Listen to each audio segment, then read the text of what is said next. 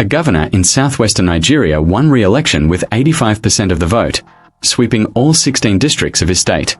On paper, a landslide. On the ground, evidence of bribery, intimidation, and irregularity severe enough to raise a question reaching far beyond this one small state. Can Nigeria, Africa's most populous democracy, run a credible election when the stakes are this low?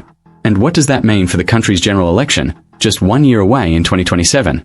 Ekiti State, under 1 million accredited voters, isn't oil-rich or commercially prominent like Lagos, and rarely makes international headlines. Yet Governor Oyebanji's APC polled over 319,000 votes against an opposition fragmented in the tens of thousands, a margin so wide it ended a 27-year streak with no incumbent ever re-elected. The trouble lies beneath that number. An EU-backed observer mission documented over 24 incidents of vote buying and intimidation across 9 districts. Britain's High Commission in Abuja, congratulating the winner, simultaneously flagged vote trading and interference by party agents. The opposition PDP formally rejected the result, citing an atmosphere of fear and intimidation. They blame partly on security forces.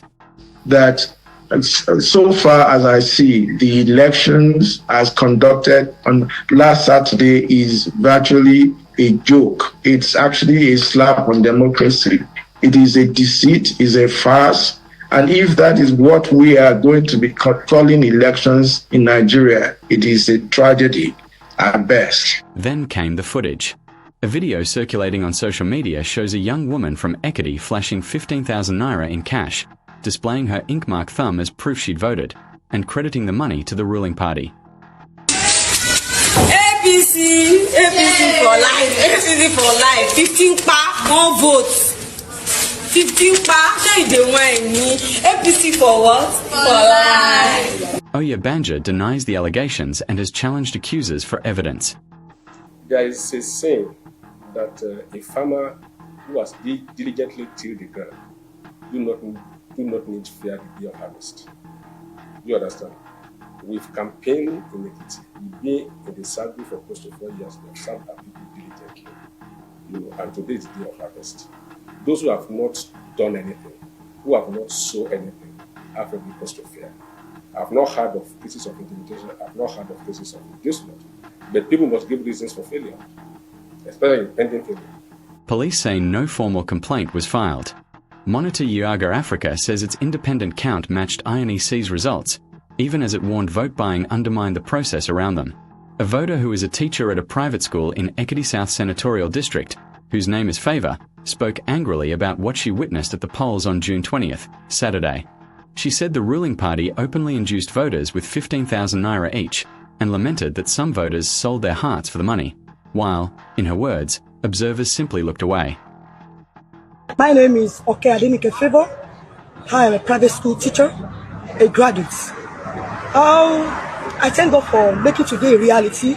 That is what we have been hoping for. But today election is giving me a problem. My heart is beating because of what people are doing at the polling booth. What people are doing is not good enough. People carried money because they want to buy their votes. But I told them I cannot sell my votes, but I want to vote for my conscience, because your conscience will linger forever. The person that you didn't vote for and you went ahead to the other party, you collect money. The person is deceiving him or herself. But at this rate, our polling booth, I don't know for further, but what I'm witnessing today is not comfort in our polling booth here. And all these observers they brought for us is like they are not fair enough for this election. Yes, I can say it can go like they are not fair enough, because most of them they are one side party, and which is showing ballot paper to the other people so that people will go there and collect money. Taking the 15,000 naira. But can 50,000 feed a family for the whole 4 years? Which is not. It's uncalled for. If a single state election, this scrutinized, produced this much irregularity, what happens when Nigeria votes nationally? President Bola Tinubu's government faces a 2027 general election spanning all 36 states, the Federal Capital Territory, and tens of millions of voters, a scale no current infrastructure can fully police. Britain's mission called future credibility vital for Nigeria's democratic standing in Africa. The real question Ekiti leaves, not who won one governorship, but whether Nigeria's institutions can deliver a free and fair vote when the stakes are highest.